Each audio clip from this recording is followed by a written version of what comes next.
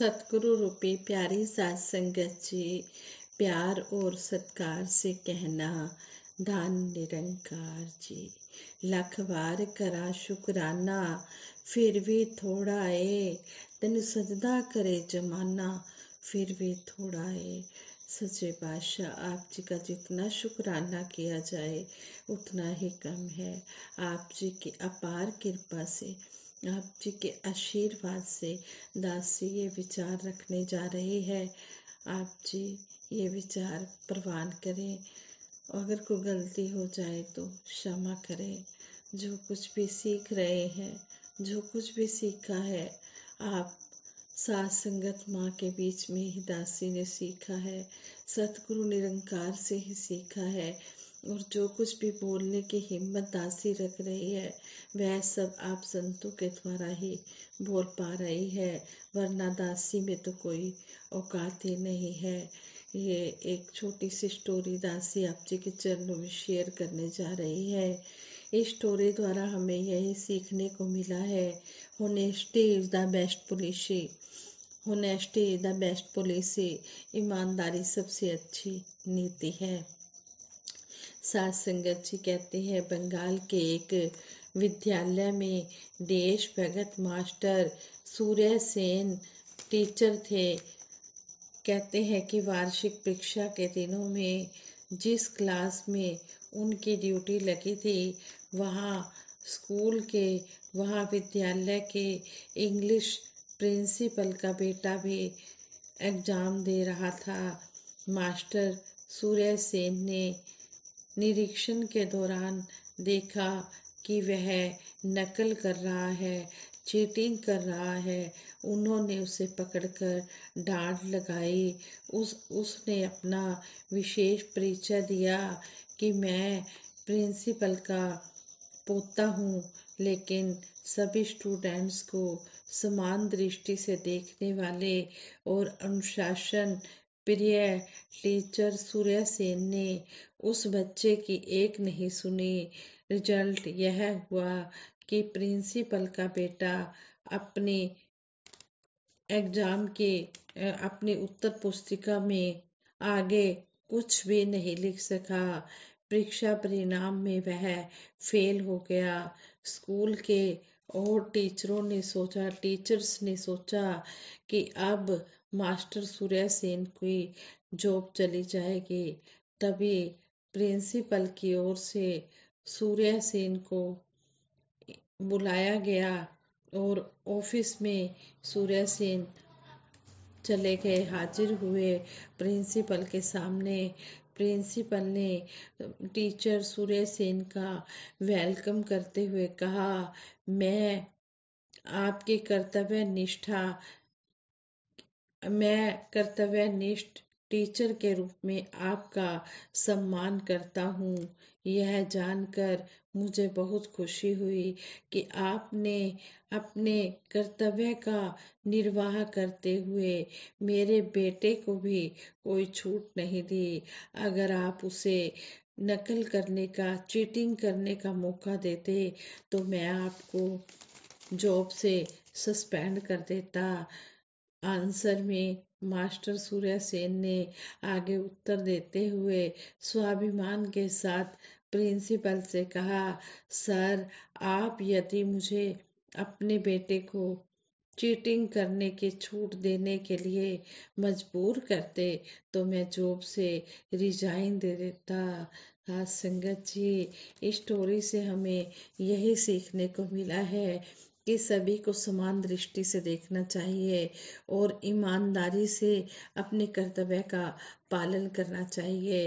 किसी के लिए भी कभी ऐसा नहीं भेदभाव नहीं करना चाहिए। सभी को समान दृष्टि से देखते हुए सभी के साथ समान व्यवहार करना चाहिए। तो इस तरह हमें सतगुरु समझाते हैं कि हमने ईमानदारी के साथ अपना जीवन व्यतीत करना है और हमने चाहे आध्यात्मिक शिक्षा हो, चाहे संसारिक शिक्षा हो, हमने सभी में समान रूप से सबको देखना है और ईमानदार बन के रहना है। संगत जी कहते हैं, आज से 10 लाख हजार साल पहले मानव जंगलों में अपना जीवन यापन करता था। धीरे धीरे मानव में विवेक जागृत हुआ और आज हम देख रहे हैं वही मानव बड़े आलीशान बंगलों में रह रहा है, सुंदर गाड़ियों और एरोप्लेन में सैर कर रहा है। आज का यह मानव देवताओं जैसे सुख वैभव जिन्हें हम पहले ग्रंथों में ही पढ़ते सुनते थे वो प्राप्त कर रहा है। वह चंद्रमा पर बसने की प्लानिंग बना रहा है। भौतिक युग की उपलब्धियों को अगर हम देखें तो कौन सा फील्ड है जहां इंसान अपनी विजय का झंडा नहीं जहां इंसान ने अपनी विजय का झंडा नहीं फहराया। हर फील्ड में आज मानव अपनी बुद्धि बल के जरिए आगे बढ़ रहा है। यह किसी भी काम को करने से पहले उससे होने वाले हानि लाभ का अंदाजा लगाकर आगे बढ़ता है। इसका एक एग्जाम्पल इस प्रकार है। एक बार एक सेठ ने अपने नौकर से कहा, रामू, आज गाजर खाने की बड़ी इच्छा हो रही है, मार्केट जाकर 2 किलो गाजर ले आ। सेठ जी, इतना कहकर सेठ जी ने 1,000 का नोट निकाला और अपने नौकर के हाथ में दे दिया। सेठ ने सोचा इस बहाने 1,000 के नोट के छुट्टे भी हो जाएंगे। रामू बहुत ही चालाक था। किसी भी काम को करने से पहले उस काम के रिजल्ट को सोच लेता था। इसलिए मार्केट में खड़ा होकर वह इस बात पर विचार करने लगा कि 2 किलो गाजर जब सेठ जी खाएंगे तो सेठ जी की हालत तो खराब होनी ही है, और जब हालत बिगड़ेगी तो मार्केट फिर मुझे ही आना पड़ेगा। इसलिए मुझे उनकी मेडिसिन का अरेंजमेंट पहले से ही करना चाहिए। इस विचार को ध्यान में रखकर वह मेडिकल स्टोर पर जाकर मेडिकल स्टोर वाले से बोला, भाई साहब, हमारे सेठ जी की तबीयत गाजर खाने से बिगड़ गई है, इसलिए कोई मेडिसिन दो। मेडिसिन विक्रेता ने कुछ गोलियां और इंजेक्शन रामू को दे दिए। मेडिसिन का पैकेट हाथ में लेकर रामू सोचने लगा कि इन दवाओं से भी, इन मेडिसिन से भी अगर सेठ जी की तबीयत ठीक नहीं हुई, फिर वह दुकानदार से बोला, भाई साहब, इनसे भी सेठ जी अगर ठीक नहीं हुए तो आगे से मेडिकल स्टोर वाले ने ग्लूकोज की 2 बोतलें और बोतल में लगाने वाले इंजेक्शन भी दे दिए। रामू ने 1,000 का नोट देकर मेडिसिन के पैसे कटवा दिए और चलने लगा। तो मेडिकल स्टोर वाले ने पूछा, ये ग्लूकोज लगाएगा कौन? रामू फिर विचार करने लगा। फिर वह मेडिकल स्टोर वाला बोला, सामने एक अच्छे डॉक्टर रहते हैं, उनको अपना एड्रेस दे दो। रामू ने वैसे ही किया। सामने उस डॉक्टर के पास गया और उससे उसका उससे उसका फोन नंबर ले लिया और अपना एड्रेस दे दिया। सेठ जी की हवेली का पता, टांगे का किराया और डॉक्टर साहब की फीस देकर निश्चिंत होकर रामू घर की ओर चलने लगा। आगे उसने चलकर विचार किया कि ये टैबलेट, इंजेक्शन, ग्लूकोज लगाने के बावजूद भी अगर सेठ जी नहीं बचे तो फिर मुझे उनके अंतिम संस्कार का सामान लेने भी आना ही होगा। क्यों ना मैं सामान भी साथ ही ले चलूं। यह विचार कर रामू अंतिम संस्कार की सामग्री लेने उस शॉप पर पहुंचा जिसके आसपास सेठ जी की कई दुकानें किराए पर चलती थी। रामू को देख उस शॉपकीपर ने पूछा, क्या बात है रामू, सेठ जी तो ठीक है? रामू ने उदास होकर सामान की तरफ इशारा किया तो शॉपकीपर तुरंत समझ गया कि सेठ जी का स्वर्गवास हो गया है। उसने तुरंत कपड़ा फाड़कर एक पोटली में बांध दिया और अपने एक नौकर को भी रामू के साथ भेज दिया ताकि वो सामान ले जाने में उसकी मदद कर सके। रामू सामान लेकर जब वहां से चल पड़ा तो उस शॉपकीपर ने आसपास के सभी शॉपकीपर्स को इशारा करके अपनी अपनी शॉप बंद करने का इशारा दे दिया और कुछ ही समय में मार्केट बंद करके लोग अपनी अपनी शॉप बंद करके सेठ जी के घर की तरफ चल दिए। रामू के पहुंचने से पहले बहुत से लोग कंधे पर पन्ना आदि डालकर सेठ जी के घर पहुंच गए। लोगों को देखकर सेठ जी हैरान हो गए और सेठ जी को जिंदा देखकर लोग परेशानी में पड़ गए। सेठ जी को आज रामू पर बड़ा गुस्सा आ रहा था, लेकिन उन्होंने अपने गुस्से पर काबू रखते हुए कहा कि क्या बात है। जब रामू भी पहुंच गया तो फिर रामू से पूछा कि रामू यह क्या है। रामू बोला, सेठ जी, जब आप 2 किलो गाजर खाएंगे तो यह सब तो होना ही है। सेठ ने कहा, रामू गाजर कहाँ है? वो गाजर तो मुझे दे दो जिसके कारण मेरी ये हालत होनी है। तब रामू बोला, सेठ जी, गाजर तो मैं खरीद कर लाया ही नहीं हूँ, गाजर तो मैं खरीदना ही भूल गया हूँ। आज भी मानव की यही हालत है कि वो दूसरे सब काम, दुनियावी काम तो करता है, लेकिन जो काम उसे जरूरी करना चाहिए वो नहीं करता है, इसलिए संसार से खाली हाथ ही लौट जाता है। सतगुरु बाबा हरदेव सिंह जी महाराज अक्सर अपने विचारों में फरमाते थे, फूल चुनने आया था बागे हयात में, दामन को खार जार में उलझा के रह गया। हे मानव, यह सुनहरी अवसर, यह मानव जन्म तुझे बंधन काटने के लिए मिला, लेकिन तूने इस ओर ज्यादा ध्यान ही नहीं दिया, इस आत्मा को और ज्यादा बंधनों में जकड़ लिया।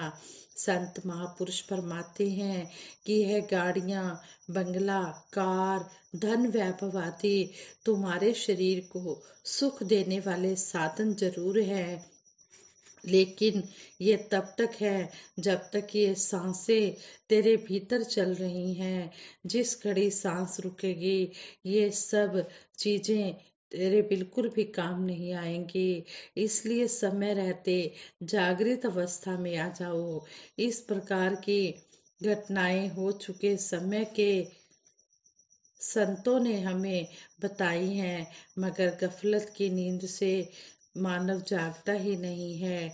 सतगुरु बार बार समझा रहे हैं कि गफलत की नींद से जागो। आज भी सतगुरु मानव को ब्रह्म ज्ञान देकर यही जागृति प्रदान कर रहे हैं कि प्रभु की संतानों के बीच में प्रभु की संतानों के बीच में यह खड़ी भेदभावों की सभी दीवारों को गिराने का काम सतगुरु कर रहे हैं और प्रेम की भावना मन में भर रहे हैं। सतगुरु बाबा जी भी यही समझाते थे कि ब्रह्म की प्राप्ति, ब्रह्म की समाप्ति। आज संसार में दंगे, फसाद, मार काट, वैर, ईर्ष्या, नफरत आदि का मूल कारण ही यह है कि मानव शरीर रूप में तो जागृत है, लेकिन आत्मिक रूप से यह सोया हुआ है। इस कारण यह खुद भी दुख का शिकार है और दूसरों को भी परेशान कर रहा है। प्रभु के ज्ञान के बिना मानव की स्थिति कांच के महल में दुखी कुत्ते जैसी हो रही है। वह अपने ही परछाई से लड़ता है और लड़ते लड़ते मर जाता है। इसके विपरीत सतगुरु प्रभु का ज्ञान प्रदान करके भक्ति प्रदान करती हैं।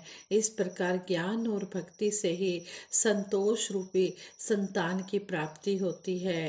आज सतगुरु भी अपने गुरसिखों को इस निरंकार परमात्मा रूप में स्थित करते हैं और एहसास कराते हैं कि तू शरीर नहीं है, तू चेतन स्वरूप आत्मा है। पूरा संसार भी आत्म रूप है, शरीर रूप में दिखाई जरूर दे रहा है, लेकिन इसका मूल रूप चेतन आत्मा है। ये सारे प्राणी इस एक प्रभु निरंकार में पैदा हो रहे हैं और अंत में इसी में ही इसका जीवन चल रहा है। इन आत्माओं को अगर लहरें कहें और इस निरंकार प्रभु को सागर कहें तो ये सब इसी में बनती हैं और इसी में ही लय हो जाती हैं। इनका अपना अलग स्थायी स्वतंत्र अस्तित्व कोई नहीं है। यह आत्म बोध आज सतगुरु दे ब्रह्म ज्ञान देकर भेदभाव की दीवारों को खत्म कर रहे हैं। यह बोध होते ही फिर वही दृष्टि हो जाती है, सब आए इस एक से, डाल पात फल फूल, कबीरा पीछे क्यों रहे, गह पकड़ा जब मूल। आज हमें यह अनमोल मानव जन्म इसी काम के लिए मिला है और संत महात्मा हमें जगा रहे हैं और कह रहे हैं एक को जानो, एक को मानो और एक हो जाओ। इस एक को जानेंगे नहीं तो इससे हमारा मिलन कैसे होगा। यही बात कबीर दास जी भी कह रहे हैं। कबीर सूता क्या करे, बैठा रहे और जाग, जाही के संग बिछड़ा, ताही के संग लाग। हमारी यह आत्मा प्रभु से अभेद हो गई तो इससे जागृति आ जाएगी, फिर इसके अंधेरे वाले पहलू खत्म हो जाएंगे, इसे सब में अपने प्रभु की छवि नजर आने लगेगी। इसी उपलब्धि के लिए सतगुरु ने सदा से यह आवाज दी है, आओ रब के दर्शन कर लो, कह दो सब इंसानों को, सतगुरु पल में मानव कर दे मेरे मेरे जैसे हैवानों को। सतगुरु हरि दर्शन करवाकर गुरसिख को जीते जी मुक्ति प्रदान करते हैं। इस बात को युग पुरुष शहनशाह बाबा अवतार सिंह जी महाराज ने भी इस शब्द में स्पष्ट किया है, मृत्यु पथ में जहाँ की है, मृत्यु पथ में जहाँ की है नर सदा ही घोर अंधियारा है, ज्ञान का दीपक है यदि हाथ में संग तेरे उजियारा है। ये ज्ञान उजाला सतगुरु की कृपा से अगर मिल गया तो मानव भाग्यशाली हो जाएगा। इसकी संभाल सतगुरु के वचनों के अनुसार सत्संग सेवा सिमरन द्वारा करनी है। सतगुरु जी समझाते हैं कि अंधेरा कहीं दूर नहीं है, यही मौजूद है। जैसे ही दीपक बुझा वैसे ही अंधेरे ने अपना काम करना शुरू कर देना है। इसलिए जैसे ही दीपक जलता है अंधेरा दूर भाग जाता है। इसलिए ज्ञान की ज्योति हर पल प्रकाशित रहनी चाहिए। आवश्यकता है हर पल यह जागृति बनाए रखने की। हम सतगुरु के अति शुक्रगुजार हैं जिन्होंने हमें ब्रह्म ज्ञान देकर, हमें ज्ञान रूपी उजाला देकर हमारे वहमों भरमों को भी दूर किया है और हमें जन्म मरण के बंधन तोड़कर हमें ये मुक्ति पद भी दिया है। हम सतगुरु का हर पल शुक्राना करते हैं और शुक्राना करते हुए दासी यही आशीर्वाद मांगती है, सच्चे पातशाह तन मन धन के सुख देते हुए सभी को सेवा सिमरन सत्संग के साथ जोड़ के रखना। ਸਾਰੇ ਸੁਖ ਦੁਨੀਆ ਦੇ ਪਾਦੋ ਸਾਡੀ ਝੋਲੀ ਵਿੱਚ ਫਿਰ ਵੀ ਮਿਲਾਈ ਰੱਖਣਾ। ਸੰਤਾਂ ਦੀ ਟੋਲੀ ਵਿੱਚ ਸਾਧ ਸੰਗਤ ਜੀ ਪ੍ਰੇਮ ਸੇ ਕਹਿਣਾ, ਧੰਨ ਨਿਰੰਕਾਰ ਜੀ।